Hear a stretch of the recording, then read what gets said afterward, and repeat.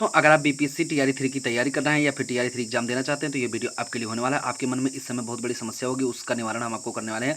तो आपसे निवेदन है, हमारे चैनल पर नए हैं तो चैनल को फटाफट सब्सक्राइब कर लीजिएगा, वीडियो को लाइक कर दीजिएगा। चलिए इस वीडियो की शुरुआत करते हैं। सबसे पहले हम आपको बता दें कि अगर आप अदर स्टेट के हैं या फिर बिहार के हैं तो दोनों के लिए वीडियो होने वाला है। हम चीज़ें आपको समझाते हैं कि क्या है। जैसे कि सीटेट में 90 नंबर से कम तो पेपर देने जाएँ कि ना जाएँ, ऐसा कई सारा कमेंट हमारे पास आना स्टार्ट हो गया है जब से एक न्यूज़ वायरल हुआ है, जो कि आप लोग जानते होंगे कि इस तरीके से बीपीएससी टीआरई में 60% सीटेट से कम अंक वाली महिलाओं को छांटने का आदेश दे दिया गया है। हालांकि अभी कई सारे जिलों में इन चीज़ों को फॉलो नहीं किया गया है, लेकिन अभी दरभंगा ने जिस तरीके से स्टार्ट किया तो वो चीज़ें औरंगाबाद ने स्टार्ट किया है, तो वहाँ थोड़ा सा ध्यान देने वाली बातें हैं।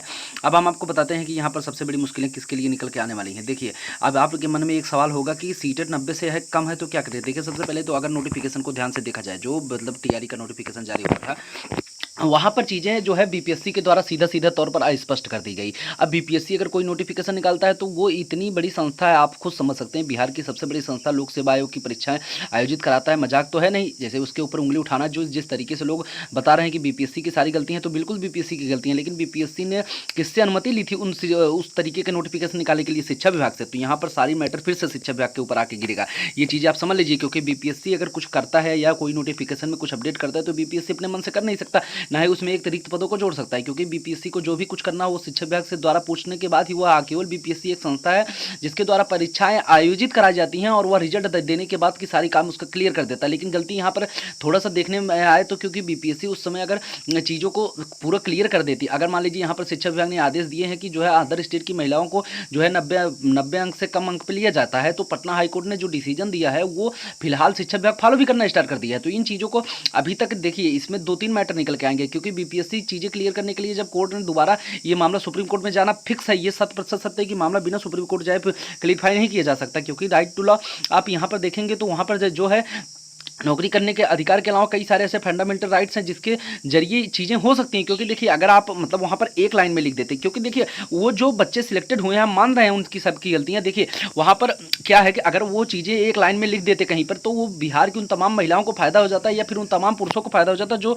वहाँ पर नहीं हो पाए हैं। ये चीज़ें 100% सत्य हैं। इसका कारण केवल और केवल शिक्षा विभाग है। अगर बिहार की महिलाएं नौकरी से वंचित रह गई, मतलब मान लीजिए 1,00,000 भी होती हैं, तो भी उसका कारण भी शिक्षा विभाग है। क्योंकि अगर मान लीजिए आप 90 नंबर से कम नहीं रखते तो वो बच्चे फॉर्म ही नहीं भरते जो अदर स्टेट के हैं और वहां पर जाते ही नहीं, तो उन जगहों पर जो है जो अब बिहार की महिलाओं को नियुक्ति मिल सकती थी। अब अगर आप उनको जॉब दे रहे हैं उसके बाद बाहर करना, ये चीजें तो गलत है, क्योंकि आपके नोटिफिकेशन में साफ 55% लिखा गया है और वहां पर कहीं भी कुछ भी नहीं लिखा गया है। तो ये चीजें, और जो लोग यूट्यूब पर वीडियोज बना रहे हैं कि आपको ऐसा कर देंगे, वो सब चीजें थोड़ा सा समझने के लिए अलग हैं, क्योंकि देखिए वो फैक्ट की बातें कर ही नहीं रहे हैं, क्योंकि नोटिफिकेशन को देख करके वो लोग केवल और केवल इस तरीके से उत्सुकता वाली बातें कर रहे हैं कि बिहार की महिलाओं को डोमिसाइल, देखिए डोमिसाइल लागू करना ना करना ये सब हम अलग वीडियो में हम आपको बताएंगे, लेकिन ये चीज़ें यहाँ पर टीआरई 3 के लिए हैं। तो टीआरई 3 में हम आपको समझाते हैं कि अगर आप मान लीजिए टीआरई 3 की परीक्षा लेफ्ट करते हैं तो आपके पास कुछ ऑप्शन नहीं बचेगा। ये मामला सुप्रीम कोर्ट में जाएगा, तो सुप्रीम कोर्ट ने अगर बीपीएससी से चीज़ें कुछ को क्लियर करवाई कि आपने मतलब 55% वाला केवल और केवल जनरल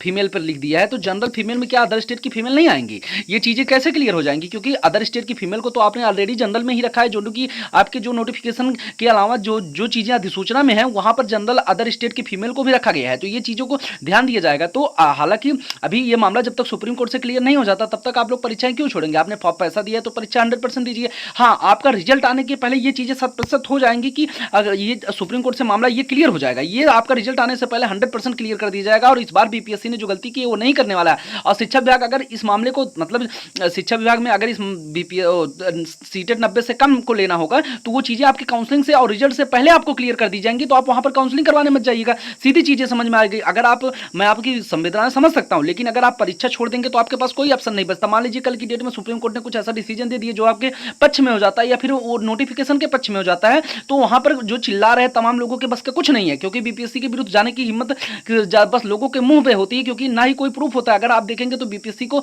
गलत साबित करना, पेपर रद्द करना, ये सब चीजें लोग बोलते ही रहते हैं, लेकिन जब बीपीएससी कोई क्लेरिफिकेशन मांगती है वहां पर कोई सामने नहीं जाता है। तो ये चीजें आप समझ सकते हैं कि बीपीएससी के विरुद्ध में केवल और केवल लोग बस बोलते हैं कि टीआरई 2 टीआरई 1 धांधलीबाजी से हुई है, तो धांधलीबाजी से हुई है, उन चीजों को अभी तक वेरीफाई नहीं किया जा सकता। अगर बीपीएससी कोई सबूत मांगती है और वो क्लेरिफाई करने के लिए मांगती है तो किसी के पास कुछ भी नहीं रहता है, चीजें वहां से लोग पीछे हटना स्टार्ट कर देते हैं। तो ये आप समझ लीजिए, दूसरों की बातों पर ज्यादा ध्यान देने से अच्छा है कि आप अपने परीक्षा पर ध्यान दीजिए। मान लीजिए लीजिए कि चीज़ें अगर नहीं आती हैं आपके फेवर में तो वो आपके जो है काउंसलिंग के पहले क्लियर कर दिया जाएगा, रिजल्ट के पहले क्लियर कर दिया जाएगा। अगर आप यहाँ पर परीक्षा देंगे तो आप टीआरई 4 टीआरई 5 में आने वाली भर्तियों के लिए लेवल को समझने का जरूर से जरूर कार्य करेंगे। 100% आप पूरी तरीके से जितना मतलब कोशिश हो सके उतना मेहनत करके परीक्षा दीजिए। टीआरई 3 छोड़ के आपको मिलेगा क्या? आने वाले समय में मान लीजिए फेवर में रिजल्ट आता है तो फिर आप कुछ भी करने लायक नहीं रहेंगे। तो चीज़ें समझ में लीजिए, अगर अदर स्टेट से 90 से कम है तो आप परीक्षा देने की कोशिश 100% कीजिए। और वो चीज़ें अगर मतलब राज्य सरकार को नहीं लेना रहेगा इस बार, तो वो इस बार के भूल नहीं करेगा, क्योंकि इस समय इतना ज़्यादा दिक्कतें हो रही हैं। तो वो